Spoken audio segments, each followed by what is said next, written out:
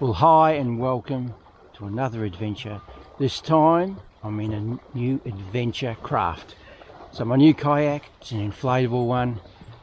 Cost me a bit more than I really wanted to spend, but I don't want to be towing a trailer and have a kayak in it, or having a kayak on the roof. It's a little scary for me to have them on the roof. It just worries me far too much. So I decided I'm just going to have to lash out, buy one of these. Had to get a brand new one, couldn't get one second hand, they're just not around.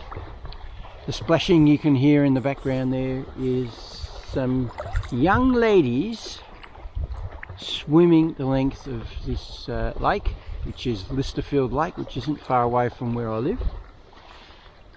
They're ice babies getting out into the cold water. Just talking to them, and they said that they normally go out into the bay, but they decided to come here into ice water. Good morning, ladies. Hello. Having fun, are we? Hello. I join you, but sorry. We forgot our boat. Sorry. Oh yeah, I was going to say I join you, but it's a bit cold today. Ah, good for the circulation, that's for sure. It wakes you up. Yeah, just enjoying this absolute glass water. There's not a ripple on it. It's awesome. It's not raining. It is over in the distance there. Oh, I thought it was appropriate because it's her maiden voyage that I would give her a proper send-off, so I did that before I put her in the water. Because this is her maiden adventure, I thought it'd be appropriate to give her a really good send-off.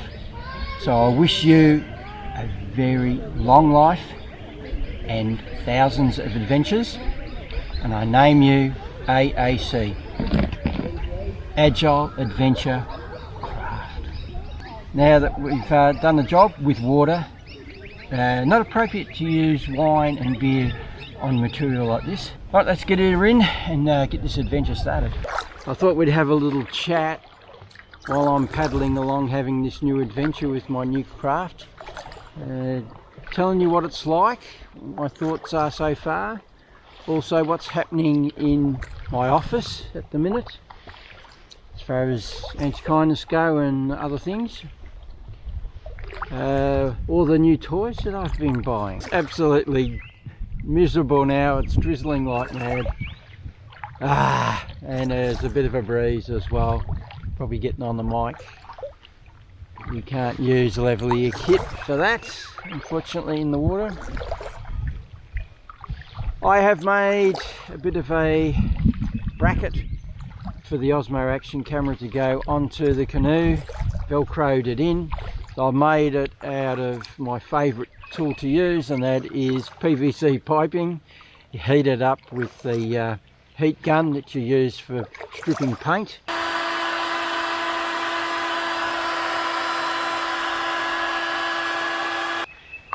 Because it goes so hot, it's really good at getting the plastic to go really soft, so you can bend it into any shape that you like.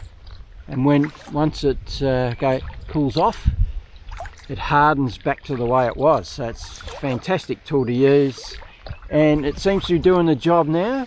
I'll see what it's like when I go home though, whether it's too wobbly or not, but it seems quite stable what I'm seeing so far.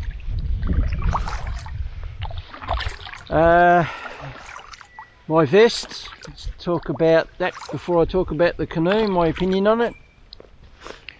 Has lots of pockets, zips. I've got a water bladder here, so that fits into there. That's in the back, of course. I have a waterproof casing for my camera and my keys, and a spare battery for the Osmo Action camera, and that's hooked inside that little pocket there. That's awesome.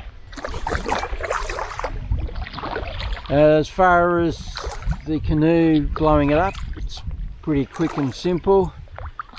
Have a pump that come with it, So there's two bladders, I have one on the outside and one on the inside that run up the full length of the kayak.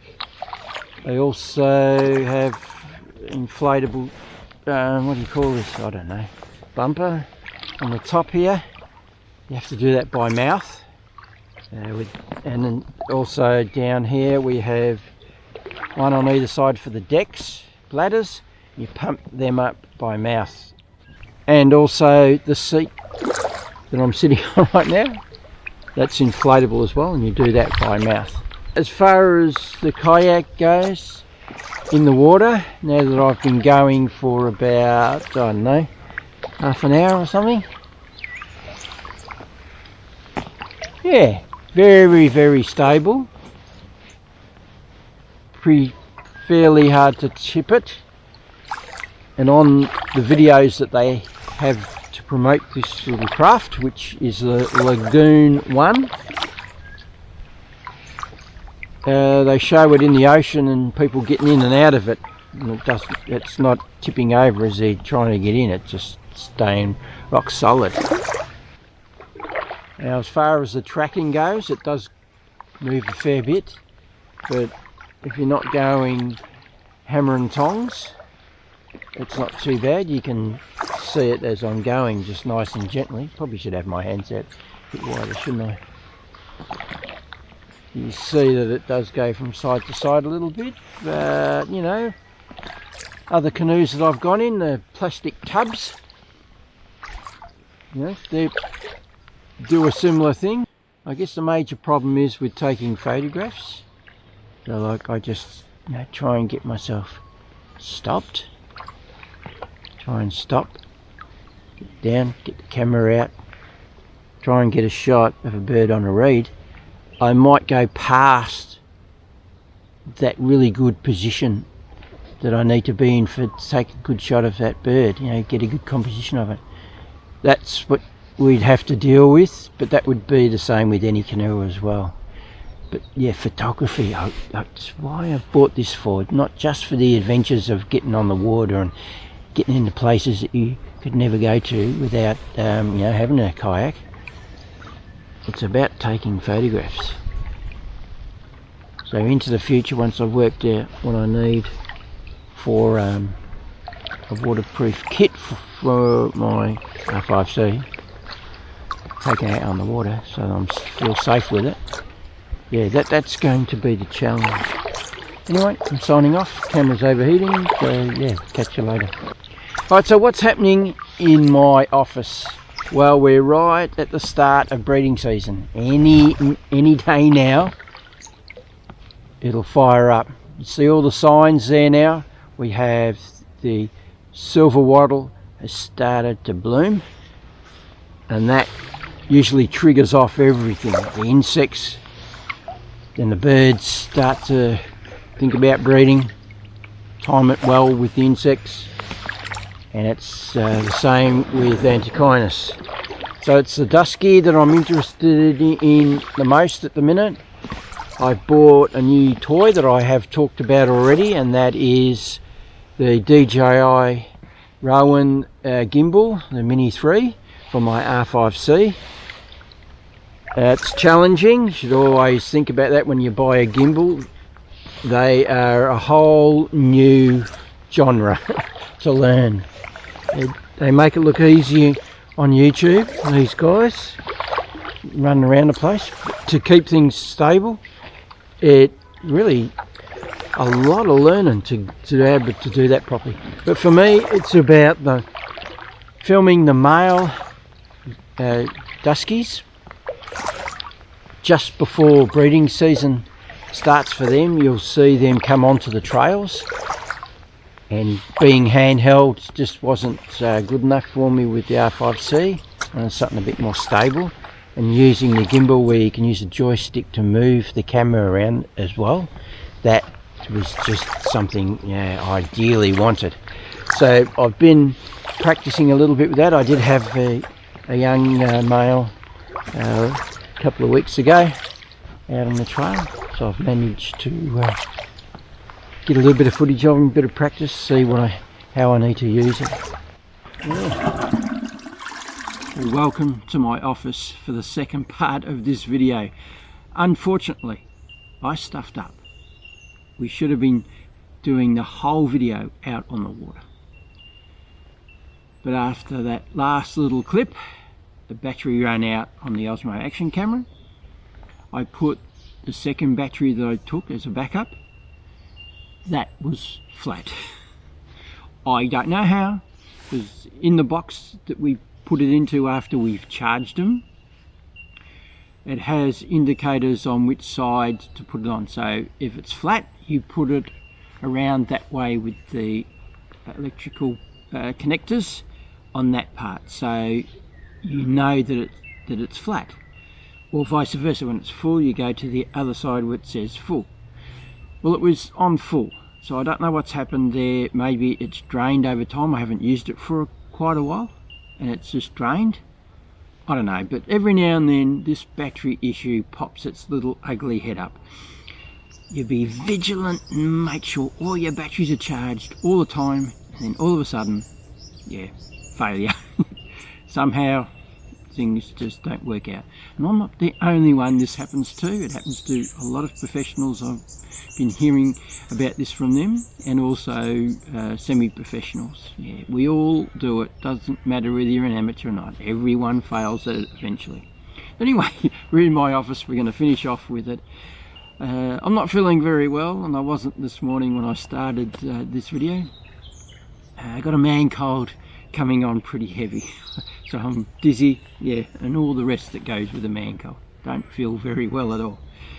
So we'll try and stay focused and continue with the things that we were talking about. I'll just finish off with yeah, my little experience with my inflatable canoe. I'm pretty happy with it. It's turned out the way that I thought it would turn out as far as the way it reacts in the water. It's not as fast as you get with a moulded kayak, so plastic or fiberglass, whatever. Yeah, they glide through the water a lot faster. So with the inflatable, it goes really well and you can get a fair speed up, but you have to work harder. That's the difference between a blow up and a fiberglass or plastic. They just cut the water better. So I could keep up with another kayaker for sure, but I'd have to work a hell of a lot harder. So that just wears you out a little bit more. So just be aware of that if you're thinking about an inflatable. But for me, I knew that was going to happen, but everything about an inflatable made more sense to me. Not as far as the money though, but as far as the portability. That's what it came down to, being able to pack it away and put it in my car. Because I sleep in my car, I do you know, all the things when I'm away at winter wetlands. Everything's got to pack away nicely at the end of the day. Moving on to some of the other toys that I've already started to talk about. This is the DJI gimbal, the Mini 3. Now, I've been working every now and then to try and get it to react the way I want it to react to certain situations. The one that's hassled me the most, and I'm getting a little bit frustrated with, is I don't want it to move off the line of the handle. So if I go like that, I want it to stay stable and point exactly where I'm pointing. Not doing this stuff where I go to move following my subject and it's the actual camera is staying over here. I don't want it to do that. You've got to tap twice on the trigger there to get it to come back to where it's in that straight position. That means if I had the camera tilted down, it resets everything, so it's going to be perfectly level when I want it pointing more to the ground. So it's just been a pain in the ass, but I've got it to work a little bit better with that type of thing, so staying locked on straight. So if I go like that, that's how I want it to go. Follow the direct line. After looking at tons and tons of different videos, I finally found someone that had the answer I wanted to hear. So we have to go into the phone on the app and get into a setting in the gimbal from there. You can't do it in the gimbal itself, unfortunately. And yeah, tell it to do what you want it to do. So it's working a little bit better. It's not fantastic, but I have to have a lot more practice and yeah, gain a lot more experience. Moving on from that, I've had to make a battery case, and again I've used plastic PVC pipe, stormwater pipe, to make a little holder there. My hand just touches it on the side there. It's not too bad, but that's just a prototype. We'll do a proper review on all of this once I've gotten a lot better with it. Just reminded me about the Osmo action camera on my Kayak. It worked beautifully. That little bracket that I've made up, I don't have to touch it. It just works amazingly. And all I have to do, because of the way I have it set up, I just turn the whole thing around if I want to film something in front of me, and then turn it back. So yeah, that's just worked out 100%. Again, my creative brain just come up with a solution instantly as soon as I inflated the Kayak in my lounge room when it first turned up on my doorstep to see what it's all like. Yeah, I just pictured it straight away that would work, Velcro on a bit of a bracket. The other thing that I've bought is what I'm wearing, a raincoat. This is Futurelight. It's the rival to Gore-Tex. This is much more breathable and lighter. So the idea is for me that I have a raincoat that I don't have to continuously spray every winter with more waterproofing, that it just stays waterproofed for many years, and also keeping me from sweating. I've got a jogger about to run past, so we'll just wait for him to go. How you going, mate? Alright.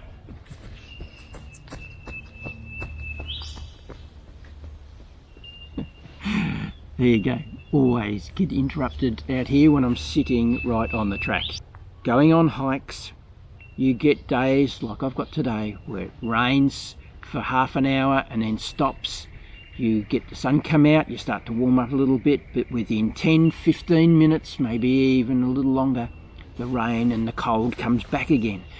That's the sort of conditions that I'm hoping this will all work out for me, that we're not going from being sweating while we're walking with our backpack on and then going back to being cold because we're sweat is been pouring off us while the sun come out for 5 minutes, goes back in, comes back out again. You know, we want to be comfortable, leave the jacket on. Heading up to Winton Wetlands as soon as possible, probably within the next 2 weeks. That's what I'm hoping for.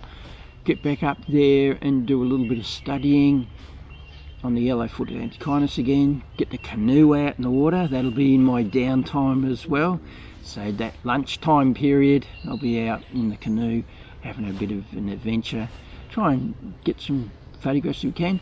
I have to come up with a solution like I was talking about earlier, with safely having the R5C with my 100 to 500 lens on in a container somehow that doesn't matter what happens, tip over or whatever, it's not going to get wet. It has to be 100% waterproof. I had a solution, I thought, and that is PVC pipe again, cap on the end, sealed off properly. There's an inspection pit trap that you put on the top, so it's another sleeve that goes over with a threaded end, and you put the cap on with an O-ring in it. They are 100% water sealed, but unfortunately the camera's about 5 or 6 mil too wide, so I can't get it in there, unfortunately. I have to come up with another solution. Moving on to, if you'd like to subscribe to my channel and get more of this amazing stuff, click on my pretty little faces down there in the bottom right hand corner of the screen. Hit the little bell, you'll get notification whenever I do anything else. And if you want to go and have a look at all the other mad and crazy things that I've been doing in the past, click on my icon right here at the end of this video, take you to my channel. I talk about photographing and filming in the forest and open forest environments. talking about birds in flight. Oh, tons of stuff to do with photography and filming of wildlife. And when I go on adventures, I always take you with me. So go and have a browse. There'll be something there of interest to you, I am sure. And always remember, if you don't do, you don't get. So get out there and start photographing, filming wildlife, and I'll catch you on the next one. Bye.